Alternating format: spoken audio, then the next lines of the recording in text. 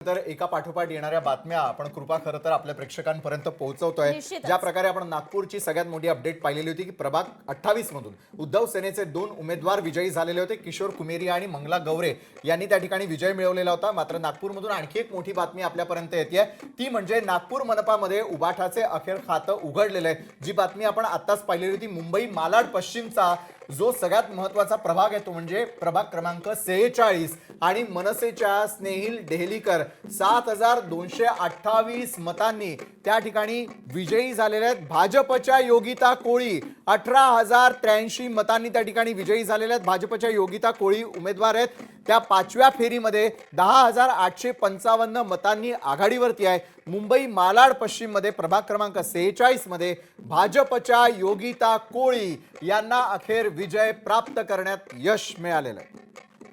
तर या ठिकाणी आपण ह्या सतत येणाऱ्या अपडेट्स पाहतोय। ठाणे प्रभाग क्रमांक 23 मध्ये शिवसेनेच्या मनाली पाटील मात्र पिछाडीवर असल्याचं चित्र आहे। ठाणे प्रभाग क्रमांक 23 शिवसेनेच्या ज्या मनाली पाटील आहेत त्या ठिकाणी पिछाडीवर आहेत। हे अपडेट्स आपल्या समोर येत आहेत, ठाण्यातून या अपडेट्स समोर येत आहेत। कुठेतरी शिंदे यांचा गड ठाण्यात राखला जातोय। आणि त्या संदर्भातली काही छायाचित्र जी उपलब्ध झालेली ती देखील आपण यावेळेला पाहतोय।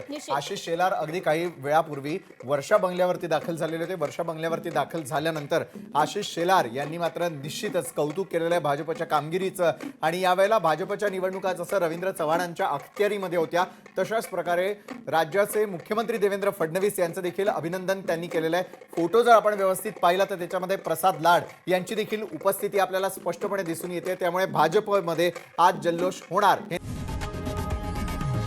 लोकशाही मराठी ऐका, पहा, जागरूक रहा।